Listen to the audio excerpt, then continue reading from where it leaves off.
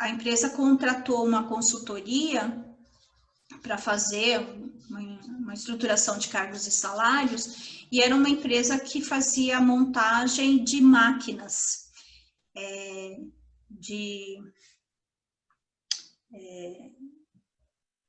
tipo de guinchos, sabe? Que são acoplados a caminhões, são guinchos que são acoplados a caminhões.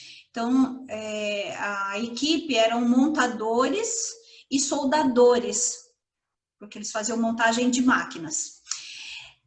E a consultoria que fez um trabalho de descrição, análise, e aí sugeriu mudança de nomenclatura para essa equipe como operadores multifuncionais.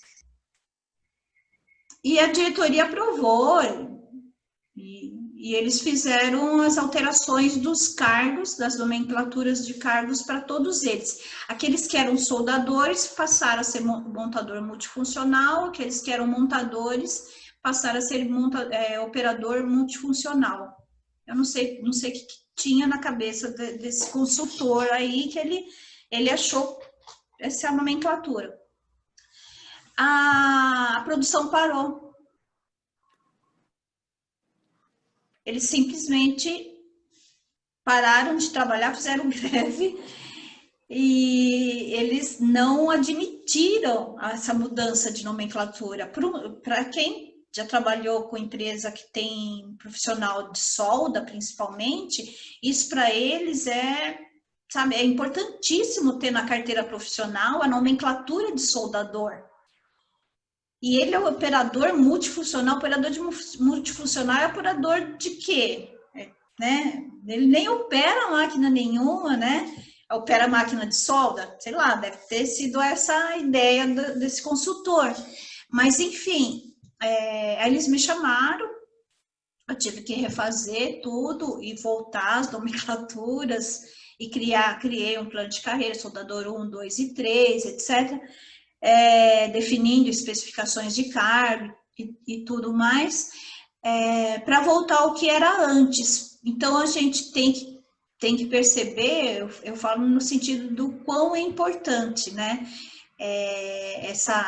A nomenclatura está relacionado realmente à real atividade do cargo, né? E a gente sempre tem que levar em consideração o que o mercado está pagando, o que o mercado está tratando em termos de nomenclatura, né? Quais são as nomenclaturas usuais?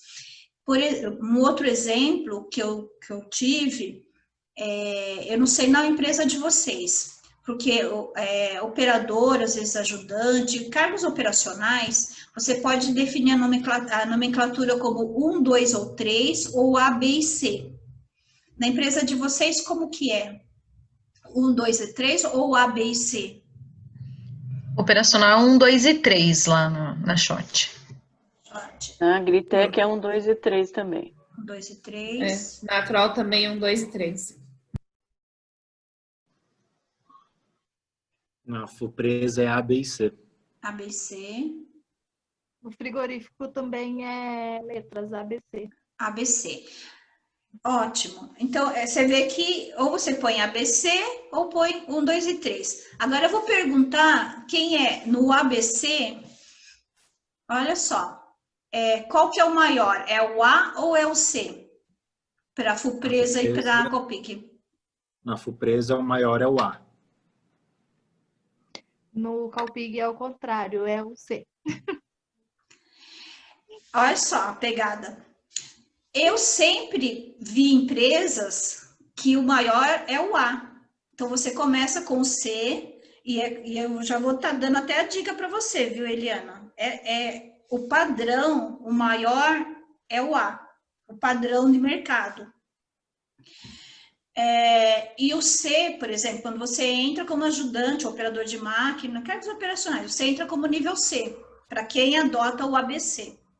Então, você entra como C, quando você tem, às vezes, a partir de 6 meses ou 1 ano, você passa para B, e depois, conforme a política e a pessoa já é mais sênior, mais experiente, ela seria o nível A. tá? Então, esse é o padrão de mercado. E eu entrei numa empresa para fazer cargos e salários, que o maior era o C, a pessoa entrava como A. Eu fiquei tão confusa, porque isso confunde a gente. E eu acho que você, quando você vai fazer recrutamento, você confunde também as pessoas. Quando elas entram como, elas entram como A. Não é isso? Como A, do salário menor. Com salário menor. Elas não ficam confusas? Você deve ter escutado isso, você deve ter visto. Hã? Aí eu falar que é o contrário. Não E é? aí eu falar que é o contrário. Porque quando você vê na carteira profissional um operador A, você já imediatamente você acha que esse operador é um operador já especialista na operação daquela máquina, né? E não um operador iniciante. Então, você vê o quanto a nomenclatura ela é muito representativa para o mercado, ela significa, ela traz, né, esse recado aí para o mercado de trabalho. Então, na hora de você fazer essa definição de nomenclaturas, é importante você também conhecer o que o mercado está trazendo. Então, Sueli, Oi. nesse caso dela, uma solução, porque como que você vai transformar um C em A e numa cultura, né, que de repente quem já está lá já se acostumou com isso. Sim. A minha proposta no caso dessa empresa, eu mudei para 1, 2 e 3. É isso que eu pensei, porque daí seria a melhor solução Então, mesmo, né? Porque você tem que quebrar o paradigma, você não pode inverter, porque lá a empresa já tem uma cultura de que os C são os especialistas, os mais experientes daquele cargo. Então, os Cs passariam para nível 3, né? Os Bs passariam para nível 2 e os As passariam para nível 1, né? Na redefinição da estrutura de cargos e salários. E tem que avisar, né, que teve uma reestruturação de cargos e salários, que vai ter uma alteração de nomenclatura, e então tem que ter toda essa divulgação que iria ter a mudança de nomenclatura sem mudança de alteração salarial. Aí você passa aí para uma nomenclatura mais apropriada ou mais mais relacionada ao que o mercado está tratando. Ô, Sueli, no caso de 1, 2 e 3, o 3 seria o mais especialista? Isso. Ou também o 3 é o mais especialista? O 3 é o mais especializado. Então, no caso do C seria o 1, né? O B seria o 2 e o A seria o 3, é isso, né? No caso da empresa da Eliana, não. Porque da Eliana está ao contrário, por isso que eu falei ao contrário. Mas entendi. No caso das empresas que é o caso da FUPresa, né?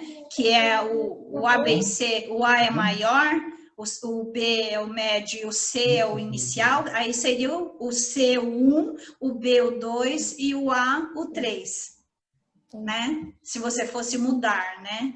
Mas no caso da Eliana é o contrário, né? Então, aí você, na hora de reestruturar, você tem que fazer a inversão.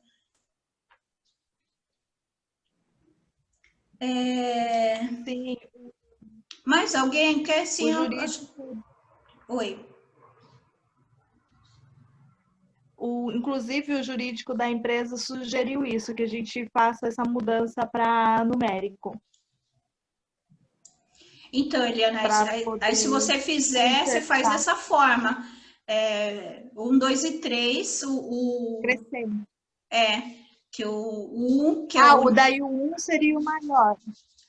Não, o 1 é o menor. O 1 seria o melhor. O menor. Tá. E aí, então, o teu A seria o nível 1. Que seria os cargos iniciais. Porque hoje o teu cargo inicial é o A, né? Teu cargo de menor nível. Então, aí ele passaria a ser o 1. Entendi. Fica melhor, né? Fica mais didático e em relação ao que o mercado traz.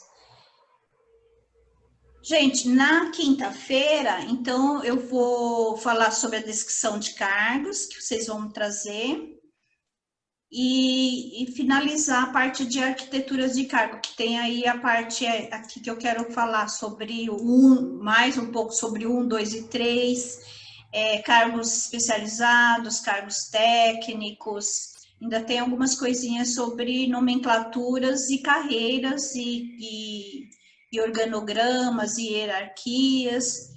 Então, ainda tem algumas coisas antes de entrar na parte de avaliação de cargos, que seria uma outra etapa de estudos, ok? Então, vamos deixar para quinta.